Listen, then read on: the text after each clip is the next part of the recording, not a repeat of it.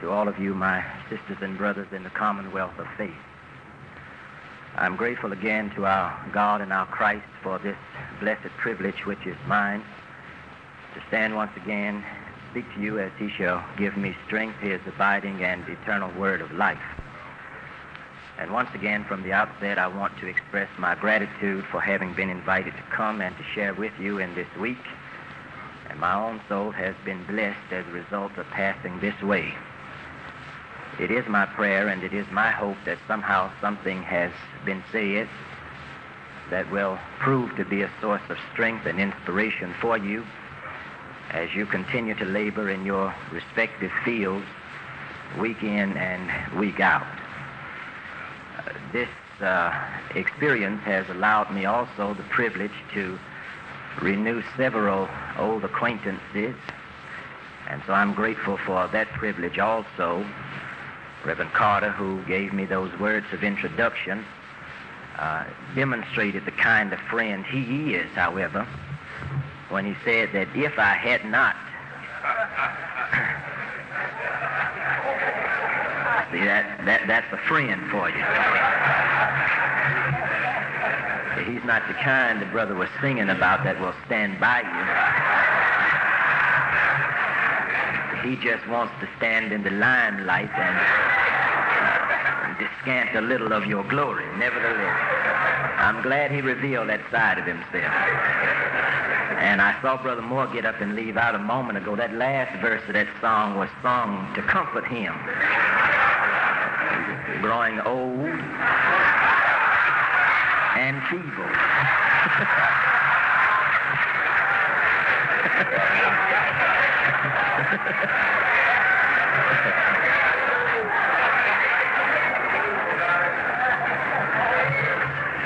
Nevertheless, it's good to be here. I'm grateful to see all of my many friends again, and I dare not try to call off names, but it's a privilege to be here, and I trust and I pray that the same spirit which has prevailed up to this moment might take charge from henceforth, that all we say and do will be done and said to the glory and honor of our Christ. Would you bow and would you pray with me just now? Consecrate me now unto thy service, Lord, by the power of thy grace divine. Let my soul look up with a steadfast hope, and let my will be lost in thine. Amen. For our theme this morning, the subject is because of the pull of the world. And so to try to come at that theme, I want to turn your attention in the Divine Library to the book of 2 Kings. The book of 2 Kings, chapter 4, and verses 1 through 7, where we read these words. Now there cried a certain woman of the wives of the sons of the prophets unto Elisha, saying, Thy servant my husband is dead, and thou knowest that thy servant did fear the Lord. And the creditor is come to take unto him my 2 sons to be bondmen. And Elisha said unto her, What shall I do for thee? Tell me, what hast thou in the house? And she said, Thine handmaid hath not anything in the house, save a pot of oil. Then he said, Go borrow thee vessels abroad of all thy neighbors, even empty vessels, borrow not a few.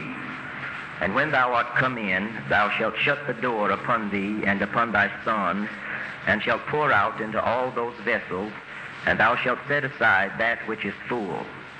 So she went from him and shut the door upon her and upon her sons, who brought the vessels to her, and she poured out.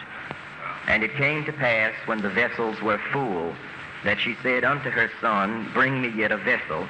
And he said unto her, There is not a vessel more, and the oil stayed. Then she came and told the man of God, and he said, Go sell the oil, and pay thy debt, and live thou and thy children of the rest.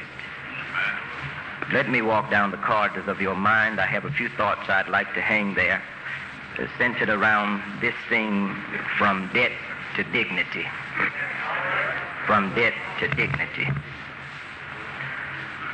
There is no greater tragedy in all of life than to see a person dependent on someone else for their welfare and sustenance because they fail to learn how to stand up on their own 2 feet.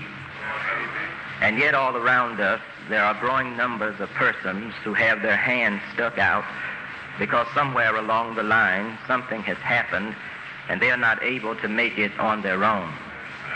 Of course, no one of us can afford to brag and boastfully talk about what we'll never do or what will never happen to us.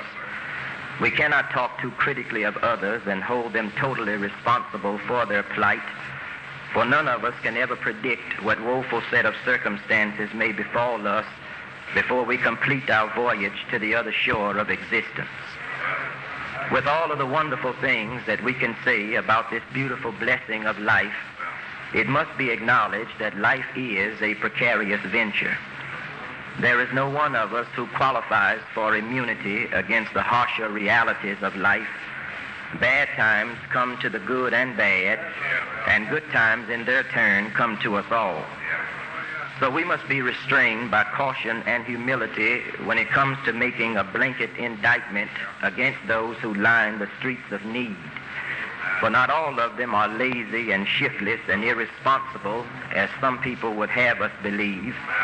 Some of them, God help, are, as we say in street jargon, just down on their luck. For some reason, they have fallen prey to hard times and hard circumstances.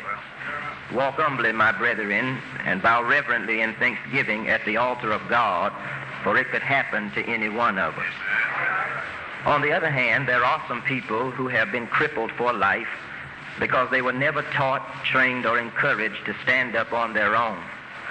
Some people have been made permanently dependent because they've always had everything done for them and have never had to assume any responsibility for themselves. These people have been trained to live on handouts and taught to expect people to do for them what in reality they ought to be able to do for themselves.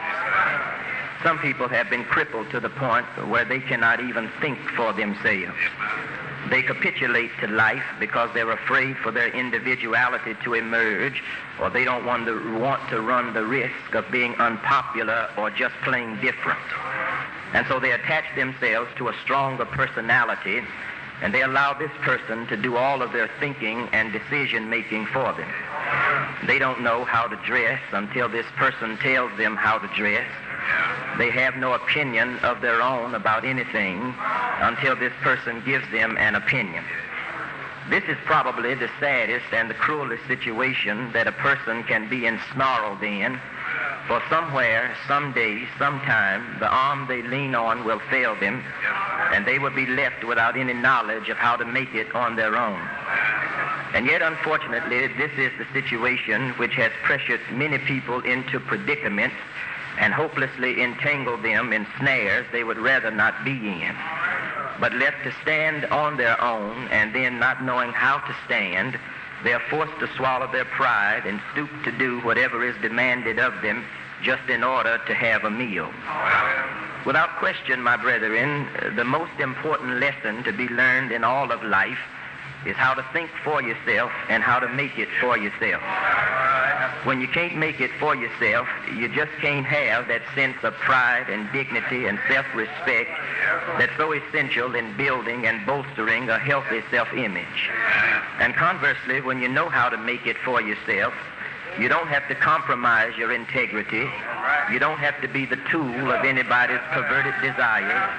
You don't have to disregard your own dignity just in order to have a meal. You can write your own ticket. You can live free of shame. You can establish your own agenda when you know how to stand up and make it for yourself. And God expects us to stand up and make it on our own. He has equipped each one of us with some innate ability to stand up in this trying contest of life. He does not intend for any of his children to be vulnerable to the moods and madness of others. He has given all of us something to win with, and he has left it up to each of us to so develop our capabilities that they not only serve humanity, but glorify him in the process. God is glorified when his children know how to stand up on their own 2 feet. He delights to see us walk with dignity. to run respectfully and to mount up on eagle wings and soar against the bosom of heaven in the integrity of self-reliance. It's the function of good religion to tell men that God did not create us to be dependent, to be a slave to circumstance, to be a liability to ourselves and others around us. He has equipped each of us to stand up on our own and to help and to teach others how to stand up on their own. But so much of what parades and masquerades as authentic religion is more crippling than it is enabling. Some religion does nothing but major in teaching self-pity. It encourages their adherents to feel sorry for themselves and subtly brainwashes them into believing that there is some holy virtue in their wretched circumstance. It capitalizes on people who are frustrated in some area of their life and who feel that they have failed in one way or another, and it seeks to make them believe that all that's necessary is simply to come to church and shout it out. But listen, my brethren, frustration and failure are facts of life. Everybody experiences frustration, and everybody has failed at something. Healthy religion empowers people to rise above their frustrations and failures, to get up on their feet and improve their circumstances, all to the glory of God. It's a mighty poor God who always wants me to suffer until I manage to get to heaven. It's a mighty poor God who owns the cattle on 1,000 hills, and yet he can't put steak on my table sometimes. Well, the woman in our text was one who had not learned the valuable lesson of how to stand up on her own. For in the distant period of time in which she lived, a woman was regarded as the ward of her husband. Her welfare, her social standing, her personhood were all determined by her husband.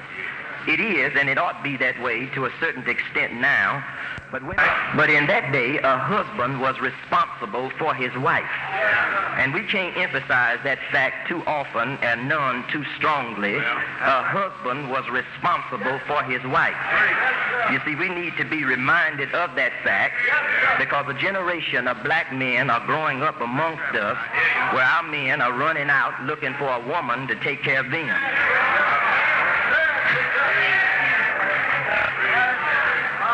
A man used to take pride and dignity in knowing that he was taking care of his family, but now there are new and questionable gauges of masculinity. Rather than competing with other men in masculine things, then it looks like our men are competing with women in feminine things.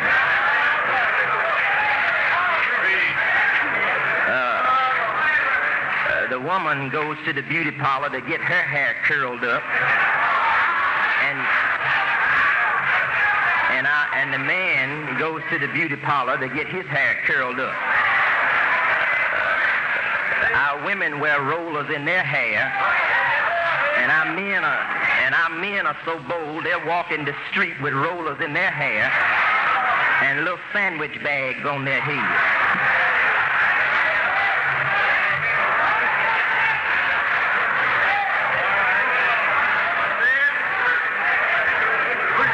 It looks like our women are wearing more pants and looking more masculine, and our men are starting to wear dresses and look more feminine. And there's no dignity in all of this, my brethren. I don't care how cool and how macho and how up-to-date all of this stuff looks. There's just no dignity in being a soft, dainty, effeminate, cool fool.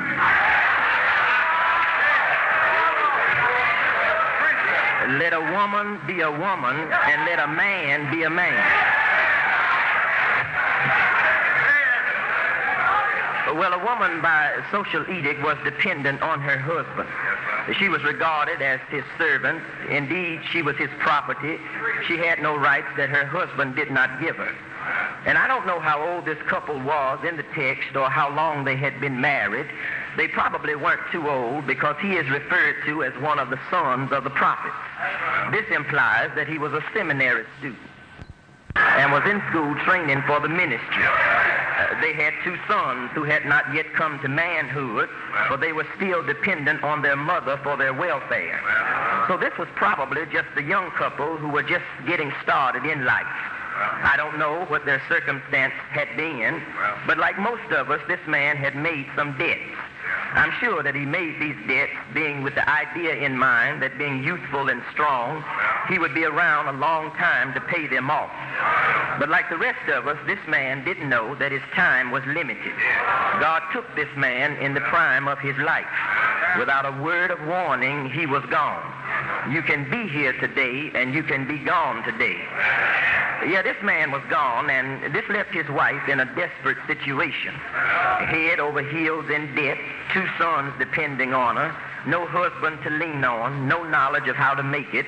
This woman had her back pressed against the wall. And my brethren, if there's one thing that can pin your back against the wall like nothing else, it's debt.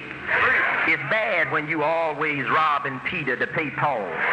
It's bad when you always got to borrow your way through life and never have anything to call your own. It's bad when people look up and hate to see you coming because they're tired of picking up the check for you. And black people are in debt in this life because we buy up everything, but we produce nothing. Debt had this woman's back pinned against the wall. She had no Social Security check to look forward to. There was no insurance policy to cash in. There was no savings account to withdraw. She didn't have any money, and she didn't have any means of getting any. And the creditors were tired of being put off, and they were ready to exercise their prerogative and enslave her 2 sons. This woman had to have some help. And so she went to the one place where she felt she could get it. She didn't go to the First National Bank of Jericho. She went to see the prophet Elisha. And in his response, Elisha did more than get this woman out of debt. He helped this woman to help herself so she could live with dignity for the rest of her life. And that's what we need, my brethren. That's what the church has to do. The church has to develop a ministry that enables and inspires people to stand up on their own, and that teaches people how to make it so they can move from debt to dignity, from shame to self-respect, and from dependency to self-reliance. Now come here and observe this text and see here in the first instance that Elisha didn't give the woman a handout. Now Elisha listened patiently and with a prophet's concern to the pitiful plight of the woman, and then he makes a statement which appears to be callous and insensitive in its intent. He asked the woman, what shall I do for thee? It's almost as if he's saying, well, what are you coming to me for? What do you want me to do about it? Now, I'm sure this was not what the woman expected to hear. She had made it clear to remind Elisha that her husband had been his servant and that he was a man who feared the Lord. You see, in her mind, all of this religious talk was meant to make Elisha feel sorry for her and qualify her to receive a contribution from the benevolence fund. But hearing the story, then the prophet knew that an offering wouldn't have helped this woman. She needed to know how to take care of herself and her 2 sons so she could keep on living after the crisis was over. Elisha didn't give this woman a handout. You see, a handout was not her solution. She needed permanent sustenance and continuing support. A whole lot of people have been crippled for life because rather than being taught how to sustain themselves over the long run, a handout has come too easy and robbed them of their initiative and their desire to want to try to do anything to better themselves. A whole lot of people have gotten hooked on handouts because they've been too easy to come by.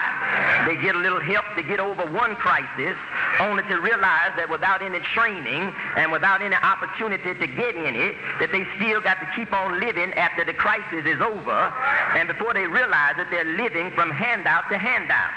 See, that's how a whole lot of our people have gotten trapped on the welfare rolls and lost their way back to dignity and self-respect. They drop out of high school as soon as they get old enough. They sponge off their parents for as long as they can, and when they can't do that anymore, they go job hunting and then get mad because society has not reserved a block of jobs for people who haven't prepared themselves to do anything. My brethren, we got to preach the message that if you want something out of life, you got to prepare yourself. The world doesn't know you are living just because you're here. We got to learn to postpone some things. We can't have everything at once. We got to postpone some of this good timing. We got to postpone some of this fancy free living. We got to postpone some of these premarital babies until we can afford it and lay a foundation for ourselves. Once you got the foundation laid, you got the rest of your life to have fun. Well, Elisha didn't give this woman a handout. He didn't give this woman a handout because he didn't want her to be dependent on the scraps that she received from sympathetic souls here and there. She deserved to be more than have that. She deserved to have her dignity intact. And you just can't have it, my brethren. You just can't have dignity, and you just can't have a sense of pride when you always got to have your hand stuck out asking people for something. He didn't want to get this woman started on handouts because he knew if he did, as soon as he looked around, she'd be right back. A handout will help in an emergency situation. It'll help you over the short run, but you're going to need something to help you to make it over the long run. Life is no 100-yard dash. Life is a marathon race. You're going to have mountains to climb, and you got to figure a way to get from the bottom to the top. You're going to have dense midnights through which to pass, and you're going to have to figure out a way to produce light to see. You're going to have deep valleys in which to crawl, and you're going to have something to call on to get you through the top time. We got to tell our people that if you want something out of life, you got to prepare yourself. So get some religion in your heart, get some knowledge in your head, get a skill in your hand, and then pray and work, and then work and pray, and then pray and work, and then work and pray. And where work won't get it, prayer will. And where prayer won't get it, work will. And where neither prayer or work will get it, you forget it because you don't need it anyhow.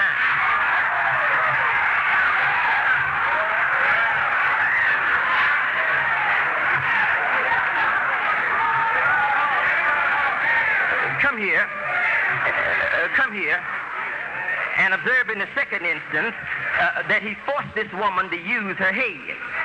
See, Elisha asked this woman, he said, what hast thou in the house? See, he was forcing this woman to use her head so she could get involved in helping herself. And a whole lot of people could vastly improve their dependent situation if they would just use their head and do a little creative thinking. And for some reason, it seems like black folk would rather use our brains to think up something crooked and dirty so we can feel like we're getting over on somebody. We'd rather think up some low-down, illegitimate scheme that you got to go to jail for than to think up something you don't have to be ashamed of. My brother, we got to get it through to our young people that you can make honest money if you use your head. The brain has two gears on it. It's got backwards and forwards. It's got crooked and straight. And if you'll use it right, you can go forward in life in a straight way without going backwards in a crooked way.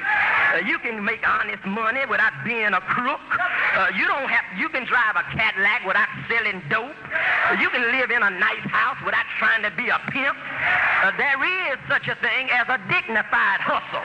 All hustling ain't got to be crooked.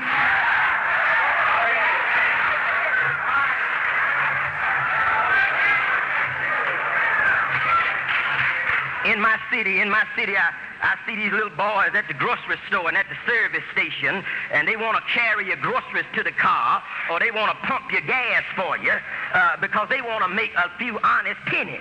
And they have to be encouraged because there are no jobs anywhere else. And the only way they're going to ever learn and be encouraged is if we pat them on the back and tell them, go on and make it with dignity. Elisha stood there and looked at this woman and said, now look at here, woman.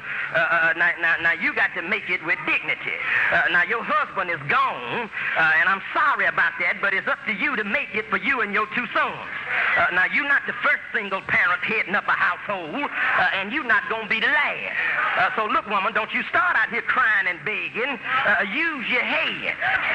Think, woman, what hast thou left in the house? The woman thought for a moment, then she said, prophet, I don't have nothing left. I sold my TV and my component set shortly after the old man died, and I had a yard sale the other day and had to put my dishes and my furniture go. I don't have anything left in the house except And Elisha said, except what? And she said, except a pot of oil.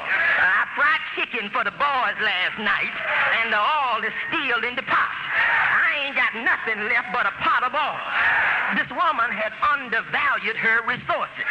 See, she didn't think very much of that oil, and all of us, to some extent, are undervaluing our resources. We're not as poor as we running around here pretending we are. We got some assets somewhere. When black folk didn't have all of these push-button conveniences we got, they knew how to take scraps and make what they needed. All of us got a pot of oil somewhere if we just stop and think a little bit. We got some talents that we can pool. We got some skills. We got some abilities. Everybody's got a little pot of oil. God hadn't cheated black folk. He didn't pass out brains to everybody but us. We got to stop looking everywhere else for help and somebody to do something for us and start looking to ourselves. Women, stop running around here belittling yourself by looking for a man with money. You can make it without a man if you have to. A whole lot of us have been reared by mothers who didn't have nothing but their dignity and self-respect. Man, stop making yourself look bad, laying around here on your back looking for a woman that's working, and stand up on your own 2 feet and be a man. If you meet somebody, get on out here in the street and tough it out. You can't get nowhere trying to use somebody. Use your head and what little bit you do have, and you can make it with dignity. You can't make it just trying to get over on somebody and be a slick, fancy Dan. Use your head.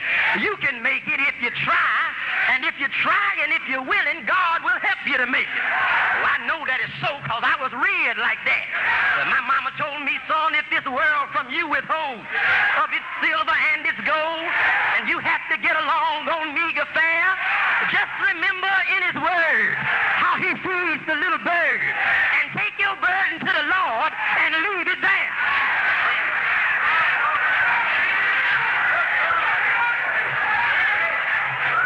Come here. Come here. Observe in the final instance that he helped this woman to help herself. Now, Elisha said to the woman, go borrow some empty bottles from your neighbors and go home, you and your sons, and fill them up with that oil. See, he gave this woman a plan to help herself. And more than having something given to us, we need to have a plan to help ourselves. See, we do too much haphazard living. We do too much drifting from day to day. You need a plan. And then get on out here in the street and work your plan. And don't get frustrated because in the course of working your plan, you run into a wall. Go around the wall, or climb over the wall, or tunnel under the wall, or break through the wall. Don't stop because you come to a wall. Get beyond the wall and keep on working your plan. Elisha told this woman, he said, let your sons bring you the bottles. And this was so that her sons would learn how to make it. And see, the only way our sons and daughters are going to know how to make it is if we teach them how to make it. See, we used to teach our children how to work for a living. Now they're so accustomed to having everything given to them, we can't even get them to work. Parents of big overgrown children got to sit out and get a company to cut the grass and shovel the snow. They go out in the street and work all day and then come home and have to work. Children got their feet propped up on the table demanding dinner, and if you tell them to put their feet down, they'll turn around and curse you. See, they learned the wrong kind of 4-letter words. I learned some 4-letter words in my house. My mom and daddy taught me some 4-letter words. They taught me work and iron and wash and cook. I learned some 4-letter.